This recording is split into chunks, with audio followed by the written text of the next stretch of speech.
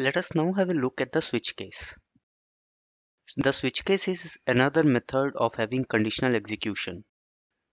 In switch case, we have the keyword switch and then an expression. After the expression, we have inside the curly braces the whole block of the switch, and we have different cases. Each case can have a value.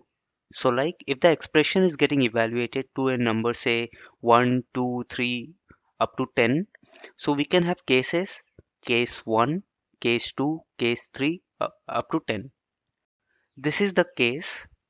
We write the word case and the value that we want to check for. So let's say I want to check for 1, so I will write 1 here. This what we write here is the block for the case 1, and then we have a break statement. The break statement takes the execution out of the switch block. So once the break is executed, it goes out here to execute statement X. If the value of the expression is 2, this will get executed. If it is 3, this will get executed. But it's not necessary that it gets executed in this order. Let's say your expressions can take values 5, 6, and 7.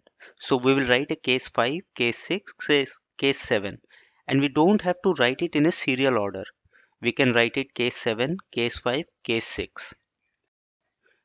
Default is the case where none of the above cases are true. So let's say we have written here 5, 6, and 7, but the value we get is 1. In that case, the default will be executed. One primary difference compared to if is, in if, how we were checking was, it will check for the first condition. If the condition was false, it would go to the next condition, check for it. If it was true, execute the part of question. If it was false, go to the next section where it will again check for the value. But in switch case, what we do is we directly jump to the section of that value. If I have here 5, 6, and 7 and the expression is executing and the final result is 7, it won't check for the first two cases. It will jump directly to this case. It will enter here, jump here, and then come here. So the flowchart of switch case looks like this. We have a switch and the expression.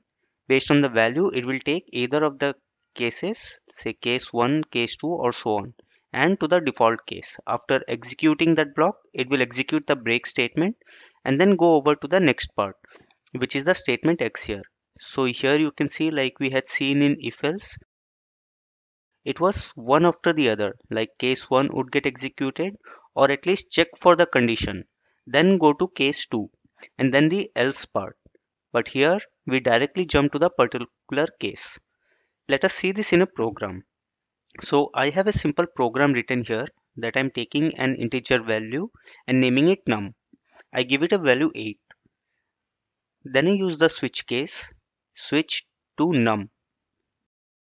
So this is the expression that we are giving and the value here is 8. So like I told you, since the value is 8, it won't execute this case 7. It will jump directly to 8, execute this statement and execute break. So it will directly jump out of this. Let us build and run this.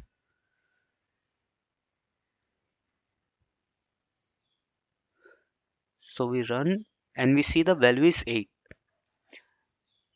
Now if we change this value to 7, we build it again and run. So the value is 7.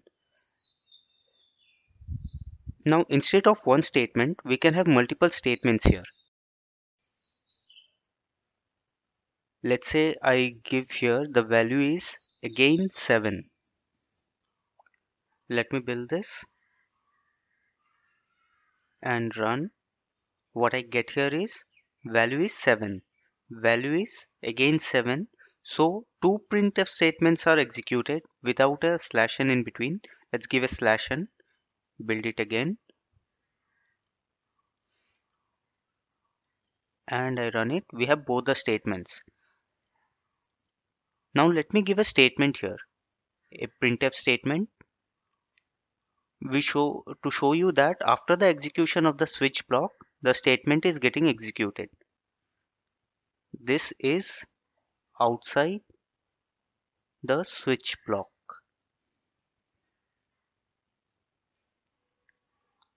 And I will give a slash n at the beginning of this so that it comes in the next line. Let's build this again and see. And after these two statements are executed, this is the statement which is getting executed. So in this case, these three statements are part of the case 7. These two statements are part of case 8 and these two of 9. And this is of default. The difference with if else is, depending on this value, the execution jumps directly to that particular case instead of checking one by one.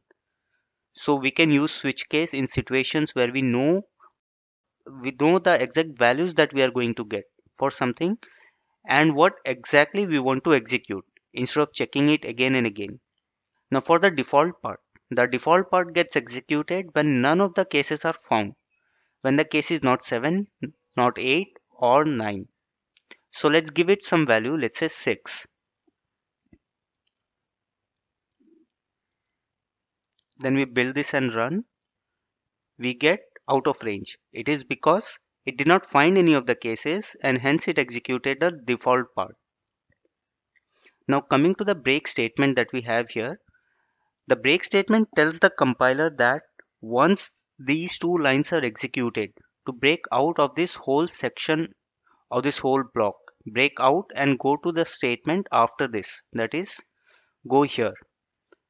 So if we don't execute this break statement, so I have just commented, let's see what happens. Let me give a slash n here and build it again. Now we run it. What I see is out of range. Okay, out of range means it's coming to the default statement because the value 6.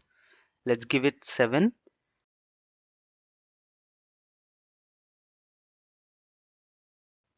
So what I get is value is 7. Then the next statement value is again 7. And then it comes to this statement value is 8. Means that it start executing from this point and it kept on going till it executed the break statement.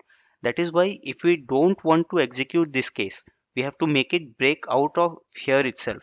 This proves another point that the execution does not happen serially, it just jumps at this point. So let's say our value is 8. Let's build this and see what happens. So when we build this, we see that these statements are not executed. So that means the execution from here jumps directly to this statement.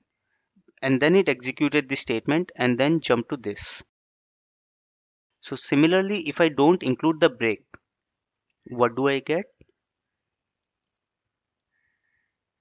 I get value is 8 and then it prints value is 9. So how switch works is we give it a value. Based on that value, it jumps to that particular case and starts executing from that point. It's like we are telling it whatever is the value, jump to that particular location in the code and keep on executing from there on. But we don't want to enter this case in case of 8. So we give a break statement here. And similarly for each of the cases.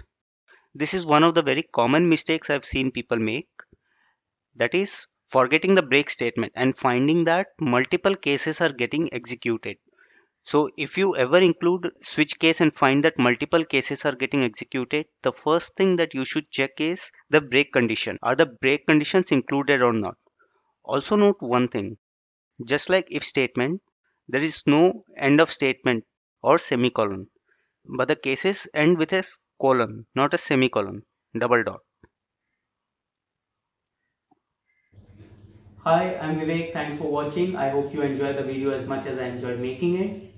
Do like, share and comment. They are huge motivations. If you have any questions, please let me know. I'll definitely try to answer them. Do subscribe to the channel. There are new videos and tutorials coming up. And don't forget to click on the bell icon so that you get a notification whenever there is a new video uploaded. Thanks and see you soon in the next video. Bye bye.